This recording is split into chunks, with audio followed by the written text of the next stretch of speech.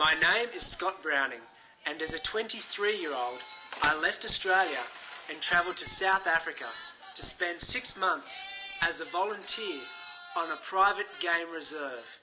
I had been living in Sydney for the past 2 years and felt myself becoming jaded and worn out by a hectic city lifestyle. As someone who had never travelled to Africa before, it was an experience that I felt I needed in my life. Djuma Game Reserve, where I would be staying, was situated in the Sabi Sands Private Game Reserve, part of the Greater Kruger National Park. It marketed itself as a place where the Big Five roam: the lions, leopards, elephants, buffaloes and rhinos. Guests flocked from all over the world with the dream of seeing any one of these magnificent animals in the wild.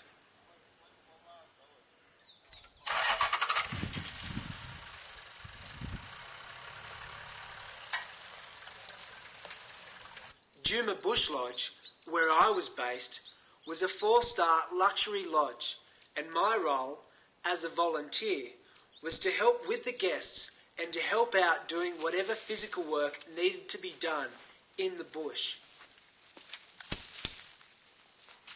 This work could be anything, from cleaning the pool, to burning rubbish, to fetching and relocating fish from one of our dams as the water level dropped.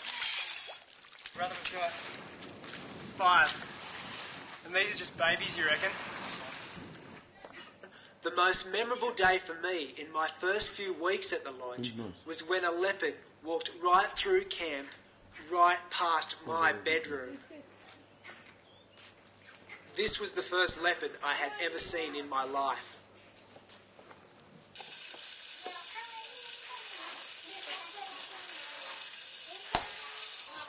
Get some beers, man. Yeah. While working on the reserve, I became close friends with a young African Shangani named Surprise. He was 23 like me, and although we had very different backgrounds, we had a lot in common. We would talk about girls, beer, music, and just general crap that mates talk about. We even played soccer together on the Game Reserve soccer side. Surprise lived in a village just outside the reserve with his grandmother. Yeah, this is my grandmother. I love my grandmother very well, man. This is my bedroom.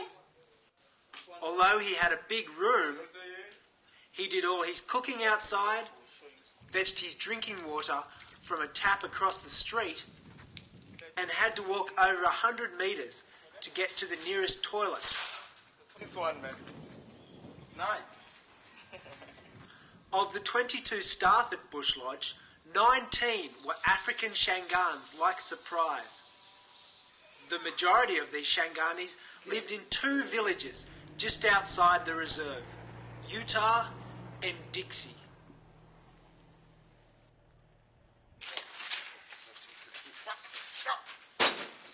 One of my jobs at the reserve was to take the scraps from the Bush Lodge kitchen out to the village for pig food. I was immediately struck by the harsh conditions that the community had to live in. There was no electricity, no waterborne sewage, and all the drinking water came from a number of standpipes scattered throughout the streets. I had always taken the simple luxury of getting water from a tap for granted. Djuma, I later learnt, had been helping in the development of these 2 villages since it was established in 1994. Djuma had built 2 schools in the area and had established a non-for-profit organisation called the Buffelshoek Educational Trust. Prioritising education as the key to development, the Trust aims to provide every child in the village with the access to an education. The Trust is primarily funded by donations from past guests to Djuma Game Reserve. I was uplifted to see the Game Reserve giving back to the community that supported it. Sadly, Few other lodges in the Sabi Sands made a similar effort.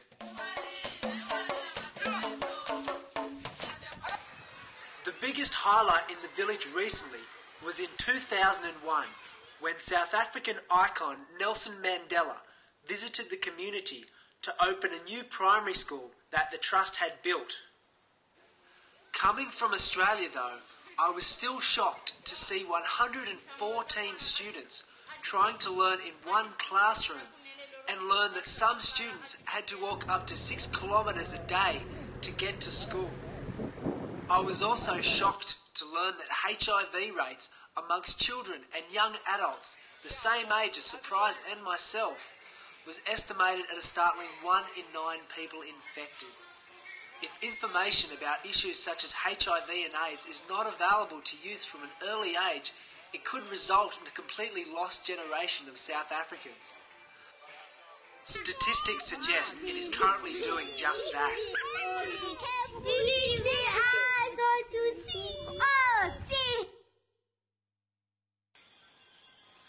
After 6 months, and with a visa running dangerously close to expiry, I said goodbye to Djuma Game Reserve. Of all my friends, it was the hardest to say goodbye to Surprise. His dream is to one day become a guide at the lodge and take guests on game drives. It will be interesting to see the paths that both our lives lead us on, but I'd like to think we will remain close friends.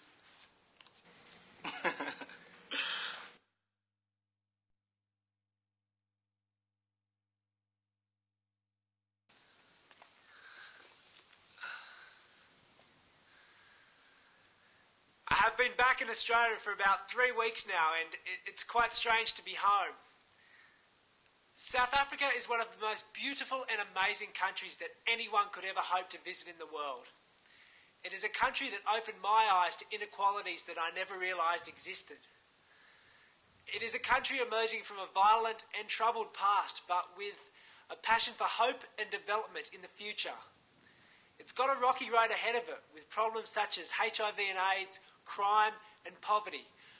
But I left with a feeling that optimism and hope existed amongst the majority of the population for a future of education and development. I really hope so, but only time will tell.